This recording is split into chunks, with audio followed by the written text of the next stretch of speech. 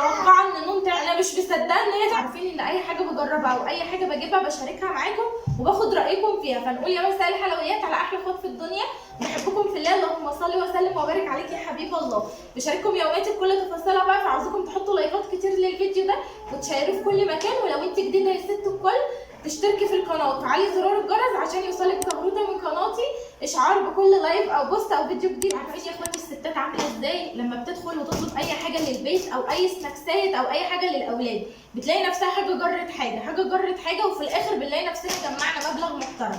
المهم ان انتوا تشوفوا معايا الحاجه بتفاصيلها وهقول لكم تجربتي وانتوا بنفسكم هتحكموا. عايزه اقول لكم بس في البدايه ان ده مش اعلان، والله العظيم ده ما اعلان ولا اي حاجه خالص. انتوا عارفين ان انا مامي وعندي اولاد ومش بعرف انزل كتير، فلما بجرب حاجه وبتعجبني او ما بتعجبنيش بطلع وبتكلم عنها. لقيتها عامله حاجه كده حلوه قوي، طبعا هي بقى لها فتره بس انا ما جربتهاش كتير، دي تاني مره اطلب منهم حاجه والصراحه عجبتني جدا وهقول لكم ليه.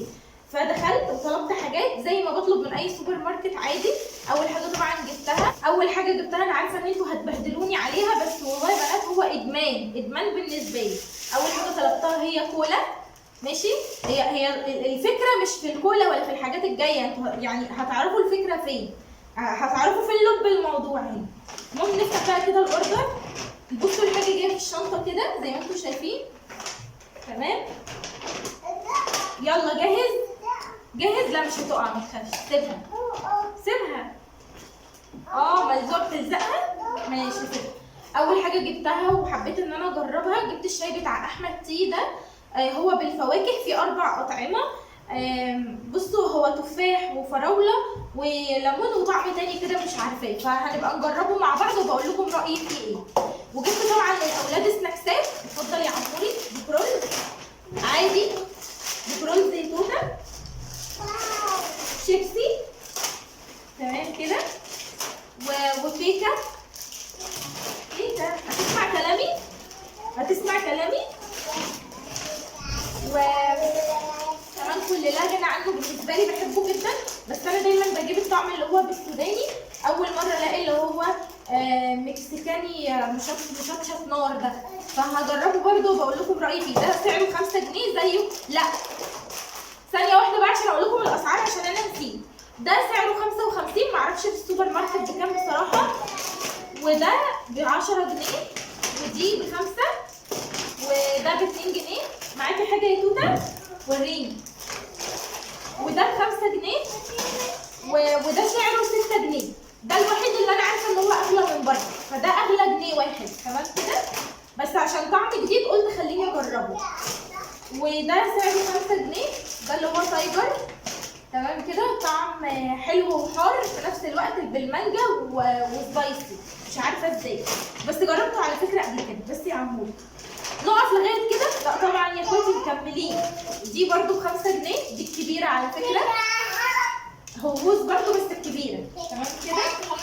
وجبت لهم كمان عصاير لان ما ينفعش اطلب لينا احنا بيبسي وما اطلب لهمش هم حاجه. جبت لهم اللي هو الميكس الشوكولاته ده سعره 10 جنيه، ده 10. هي حاجه بس عشان ما الاقيش تعليقات سخيفه على الاولاد واللي هم بيعملوه، دول اطفال. عندي عموري 3 سنين وتيتويا لسه ما جابتش السنتين، فطبيعي اللي بيحصل منهم واي تصرف طبيعي عفوي لانهم اطفال وصعب السيطره عليهم، وانا بطلع يعني مطلعوهم في فيديو انتوا متخيلين، فتصويرهم بيكون صعب شويه. المهم يا اخواتي جبت ده كمان برده سعره 10 جنيه، ده بالكراميل. اتفضلي يا توته، معلش بنات استحملونا خليكم معانا للاخر. اتفضلي يا ست توته. اكيد بقى انتوا بتنزلوا السوبر ماركت وعارفين الاسعار وهتفيدوني بقى في التعليقات. جبت ايه بقى كمان ليا؟ اكيد مش هنسى نفسي يعني. ده ب5 جنيه بيتباع بره او ب5 جنيه ونص حاجه كده، المهم ان هو مش جايب ال6 جنيه. ده بيتباع بره ب8 اللي هو الريتش، وده بيتباع ب7. لقيته ب5 نازل عليه عرض بدل 6، يعني هو اصلا سعره ارخص على نون فجبت منه 2. والجولد ده لقيته ب5 بيتباع بره ب8 جنيه فجبت برده 2 منه، تمام كده. وجبت كمان دي اللي هي الهوز الصغيره، دي ب2 جنيه ونص، المفروض بدل 3 تقريبا. ايه تاني؟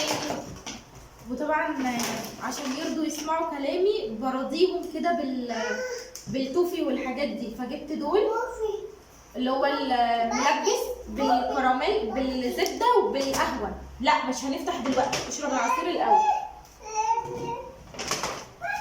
وجبت لهم ده كمان يا بنات، بصوا ده ب5، ده ب5 وده كمان ب5. هو ده على فكره معروف يعني. خد بتاعك اهو، خد يا توته بتاعك.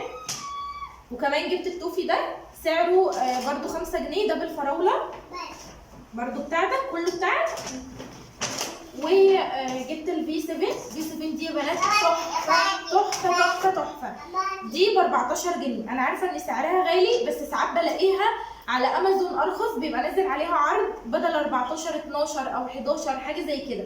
فجبت دي ودي كمان، عشان طبعا مش هجيب ليا وانسى بقى ايه وانساهم معايا، لا بجيب لهم معايا، مش عيالي، اخويا وجوزي، فاهمين الفكره. جبت دي كمان، دي المفروض ليمون نعناع، ما جربتهاش قبل كده صراحه، دي اول مره نجربها. بس يا عمر اشرب اللي في ايدك، اشرب اللي في ايدك. فكل واحده من دي ب 14. تمام كده. ندخل على التقيل بقى، احنا كده ما خلصناش لسه. بسم الله. هما طبعا مغلفين الحاجه بصراحه حلو، يعني كانوا حاطين الحاجات من تحت اللي هي الحاجات اللي هي المجمده والحاجات دي من تحت، وفوقيها بقى السناكسات والمشروبات والكلام ده. جبت ايه تاني؟ ثواني يا توته. جبت دي اللي هي المفروض باف بيستري تقريبا اسمها كده. المفروض يا بنات ان انا عايزه اعمل بيها ام علي. حلو. بعتذر يا بنات، التصوير معاهم صعب جدا، وطبعا شوفوا كل حاجه مره واحده من الحاجات اللي هما بيحبوها. الحاجات دي انا بشيلها معايا، يعني مش بياكلوها كلها مره واحده، لا على فترات على ايام، يعني مش بجيب الحاجات دي كلها تخلص في يوم واحد، او يمسكوا كيس كبير مثلا، او من الحاجات اللي انتوا شفتوها دي ياكلوها مره واحده، لا يعني ممكن كيس صغنن زي ده ياكلوا فيه هما الاثنين مع بعض، او كمان احنا ناكل معاهم منها، فاهمين الفكره. فالحاجات دي انا بجيبها بتفضل عندي في الظرفه، وبديهم منها على فترات، يعني لو زمزقوا قوي معايا مش عاوزين يعملوا الحاجه اللي انا عاوزاها، ولا عاوزين ياكلوا ولا الكلام ده، ابتدي اقول لهم كلوا عشان اديكوا كذا، كلوا عشان تاخد التوفي، عشان تاخد البامبوني والكلام ده كله. فالمهم بقى، معلش لو انا طولت عليكم، ده المفروض انا هعمل بيه قلت لكم ام علي. هو فيه 10 قطع، بيتحط على صينيه وبيدخل الفرن وبينفش كده، بيبقى زي المنفيه تقريبا، شبهه مش عارفه بقى، اول مره اجربه. المفروض ان بيتحط تحتيه ورق زبده، هنبقى نجربه مع بعض ان شاء الله، بس انا هحفظه في الفريزر زي ما هو جاي مجمد يعني. ده كان سعره 66 جنيه. كان في واحد تاني سعره 85، بس انا مش عارفه ايه الفرق ما بينهم. في واحد يعني اسمه بلوك، وده اللي انا جايباه. ما علينا ما علينا، المهم نبقى نجربه وبقول لكم بقى حلو ولا لا. جبت ايه تاني بقى؟ جبت ده، المفروض يا بنات ان ده بيتحشي يعني ويتقلي وكده، رقائق السبرينج رول المجمده. انا مش عارفه صراحه لسه هحشيها ايه، بس هنبقى نشوف مع بعض. دي فيها 20 قطعه، 20 قطعه، يعني بتحشيها وبتلفيها زي الرول كده، وتقريبا بتتقلي في الزيت، فهنبقى نجربها. وجبت بقى اللي كنت هموت عليه، ده فعلا اللي انا كان نفسي فيه، بس انا مش نفسي في ده لوحده، انا نفسي في كل الاصناف والانواع مره واحده، معرفش ازاي. انا طلبت كل الاوردر ده عشان ده، انتوا متخيلين؟ بصراحه احقاقا للحق، عشان ده وعشان ده، عشان ده وعشان ده، عشان بيبسي وعشان ده. فده ورق عنب، هو المفروض 500 جرام، يعني نص كيلو. طبعا ده بيبقى جاهز على التسويه على طول، فهسيبه بره بقى يفك ونبقى نجهزه مع بعض. كل مامي يا عمر. المهم يا بنات ان ده سعره حاجه و60، مش فاكره كام، بس هو حاجه و60. تمام كده. من الحاجه ويشبعوا منها بيبهدلوها. خد عشان عمالين يخروا. ما تنجزي يا ست، انت وريتينا كل حاجه وما قلتلناش برضو ايه الفرق ما بين اطلب من نون او من السوبر ماركت او من اي حاجه ثانيه. هقول لك يا ست الكل ان هم كانوا عاملين خصم، يعني ادوني نسبه خصم كده يعني على توتال المبلغ. المفروض كان حسابي كان يا ربي 375 تقريبا، دفعت 315، يعني اخدت 55 جنيه خصم.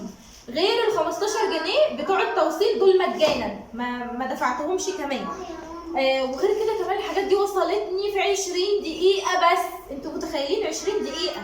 يعني متخيلة ان انت تقعدي تطلبي اوردر كامل او واقفة على حاجة معينة الاكلة في لحظة تلاقيها عندك؟ الصراحة بالنسبة لي نون نينجا ان هم عملوا حاجة زي كده. هم بيدوكي تقريبا اول 3 مرات على اول 3 اوردرات هتعمليها خصومات، وخصوماتهم بتبقى حلوة جدا احيانا. يعني مبلغ تقديري زي ما حصل معايا كده، وساعات بيبقى 30% وساعات بيبقى 10%. ده غير ان التوصيل ممكن على توتال مبلغ معين يبقى مجانا. وبس والله يا اخواتي حبيت افيدكم بتجربتي، يا رب تكون عجبتكم. ما تنسونيش بدعواتكم تحطوا لايكات كتير للفيديو، واسيبكم في حفظ الله ورعايته، ومع السلامه. باي باي. قولوا لهم باي. قولوا لهم باي. قول لهم باي.